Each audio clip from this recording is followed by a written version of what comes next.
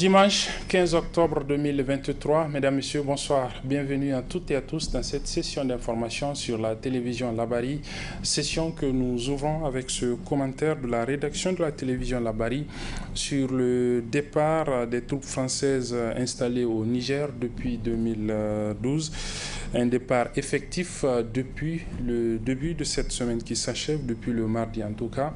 Des troupes aériennes mais aussi des troupes terrestres ont commencé donc par quitter le territoire nigérien, ce après la dénonciation des accords militaires qui lient la France et le Niger par les nouvelles autorités de notre pays et aussi le refus donc de la France, notamment du président français Emmanuel Macron, d'accepter donc cette dénonciation de ces accords.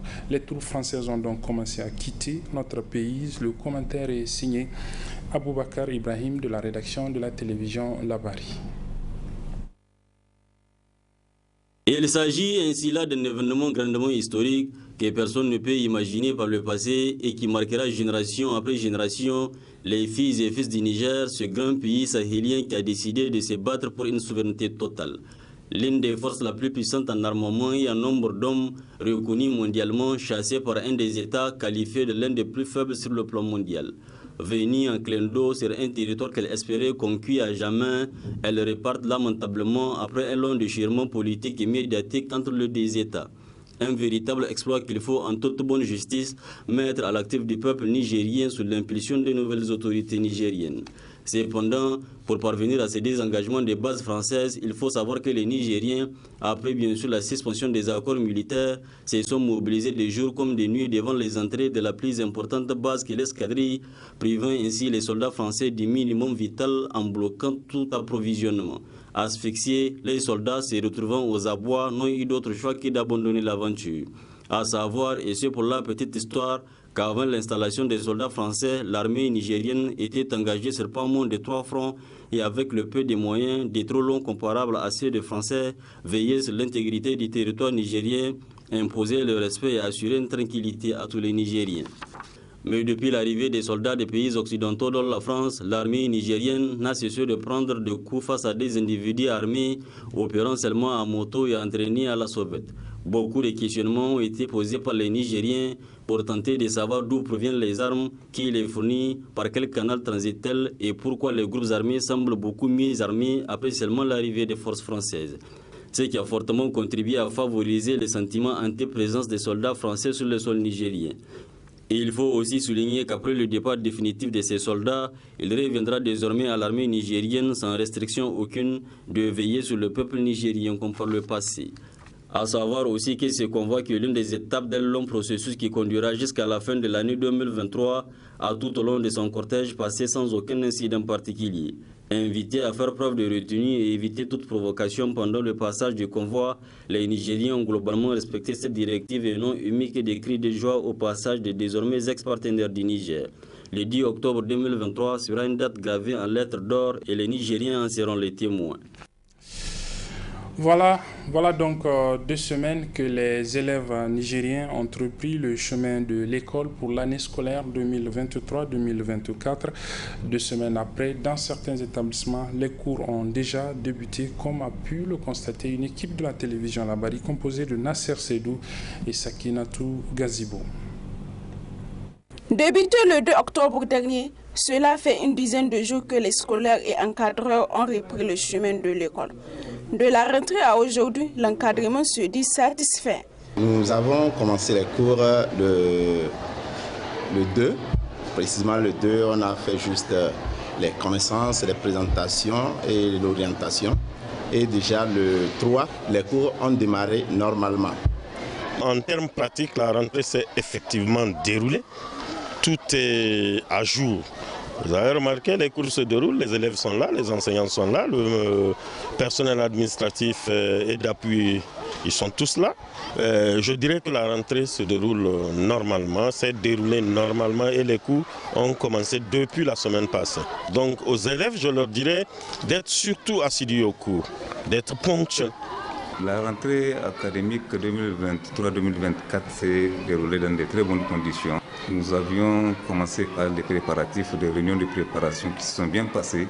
Les enseignants ont répondu à l'appel et chacun a eu son tableau de service, son cahier de charge. Et actuellement, nous sommes en cours. Les cours sont en train d'être dispensés dans de très bonnes conditions. Les cours se passent normalement. Donc, en dehors de quelques retardataires au niveau donc, des inscriptions, mais cela n'empêche quand même les cours se déroulent comme prévu. Pour ces scolaires, tout va bien, en tout cas de l'ensemble. Les cours vont bien puisque on a fait presque tout. On est en train même de finir presque un chapitre. On n'a pas eu de problème, il n'y a pas d'enseignant qui a chômé. Ils sont tous là. Les cours se passent bien. Ça a commencé normalement, un peu chamboulé, mais Inch'Allah, ça va aller. Nous avons des profs vraiment rigoureux, donc qui nous aident sur le point de vue psychologique, donc tout va bien jusqu'à présent. Nous avons des professeurs expérimentés ici au CSCNT-là. Vraiment, seulement nous avons des manques de tables dans les différentes classes parce qu'il y a des camarades qui s'assoient même à 3-3. Élèves et encadreurs s'activent pour une bonne année académique 2023-2024. Néanmoins, l'autorité doit prendre en compte les préoccupations de tous les acteurs du secteur éducatif pour la bonne marche de l'école nigérienne. Restons dans le domaine scolaire et académique avec cette situation difficile que vivent les étudiants nigériens inscrits dans des instituts et des universités tunisiennes.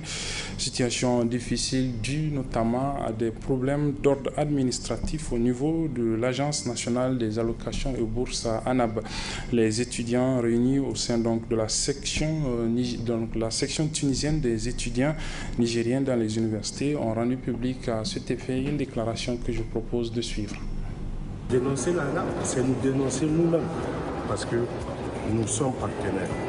Mais il y a un moment donné où il faut dire stop. Stop à la manipulation. Stop à ce que les étudiants vivent. Je suis arrivée il n'y a même pas une semaine et puis je suis la première bachelière de cette année. Dès mon arrivée, les anciens ont commencé à me dire que cette école n'est pas faite pour moi d'après mes résultats scolaires, l'examen de baccalauréat et tout. Je demande juste à ce qu'on me fasse un transfert dans une meilleure école. Et puis le comble jusque-là, l'école même ne m'a pas contacté.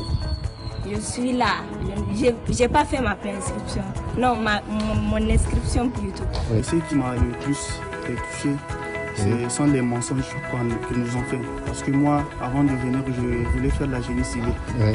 Voilà. Quand on était arrivé ici, ils nous font comprendre qu'il n'y a pas la génie civile. Donc maintenant, ils m'ont fait perdre une année pour rien. Vraiment, ce que l'ANAB a fait, ce n'était pas du bien. Parce qu'avant de venir ici, ils nous ont dit qu'on allait trouver tout. On était pris en charge en tant qu'un boursier d'excellence. Mais arrivé ici, on a trouvé que ce n'était pas ça. Vraiment. Parce que moi, j'étais venu avec l'intention de faire les droits. Et je n'ai pas trouvé même les droits ici. Et maintenant, je suis en gestion tronc commun. Gestion tronc commun. Oui, je fais la gestion tronc commun. Moi, ce que j'aimerais demander, je lance un appel à l'État nigérien. Ouais, de revoir vraiment cette situation. Surtout avec les conventions là, avec les écoles privées et autres, il faut revoir les situations. Voilà, vous l'avez sans doute rectifié de vous-même. Il s'agissait plutôt de cris de cœur de certains étudiants confrontés à des problèmes d'ordre administratif, notamment l'inscription dans certaines universités. Ils ont donc lancé un cri de cœur à l'Agence nigérienne des allocations et des bourses ANAB. Reformons ce journal avec ce reportage sur une initiative de la mairie centrale de la ville de Niamey, initiative donc de réhabiliter une des voies du quartier Yantala, c'est dans le premier arrondissement communal de la ville de Niamey. Une voie dégradée par les eaux de pluie, mais qui bientôt va être très praticable. Constat dans ce reportage de Aboubakar Souley et Sakina Gazibou. Peut-être que c'est la fin du calvaire des usagers de la route menant du Kalao au marché Haptagui, passant devant le groupe de presse Labari. Un tronçon resté impraticable durant toute la saison de pluie.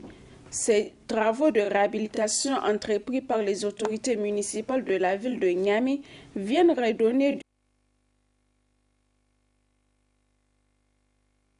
état de dégradation. Depuis hier que j'ai emprunté cette voie, j'ai repris de l'espoir et je les ai même remerciés parce que avant c'est vraiment impraticable. Je suis taximan, à chaque fois je suis au garage à cause de la dégradation de la voie, alors qu'ils sont obligés de nous arranger la voie, mais l'ancien régime n'a pas pris la question en compte.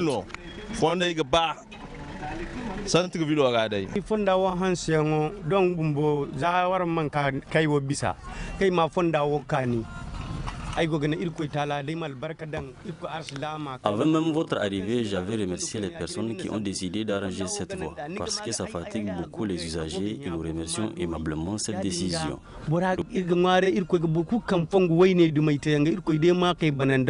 Les usagers, tout en saluant ces travaux, émettent les vœux de voir réhabiliter toutes les voies dégradées de la ville de Niamey. Cengok ngi ce ko arslam kulli dindi hay kanga himanda danga arslam ga kasina yacin ni ga bala bura da boray kayanga. L'appel que j'ai à donner est que toute bonne volonté doit aider au développement de notre pays. Néanmoins, si c'est l'œuvre de la mairie, on la remercie et l'implore, même si elle ne peut pas tout réparer, de faire de son mieux du moment où elle ne paye pas les graviers. Mais c'est petit à petit et tout ira pour le mieux.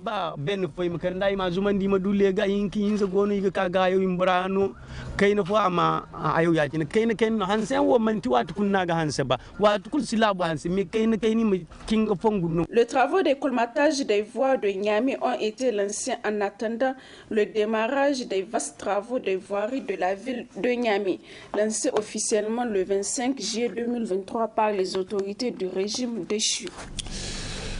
Voilà, et c'est sur ce que se referme cette édition, mesdames, messieurs. Merci de l'avoir suivi. Merci aux équipes techniques et rédactionnelles qui m'ont aidé à la présenter. Les programmes se poursuivent sur la télévision Labari. Au revoir.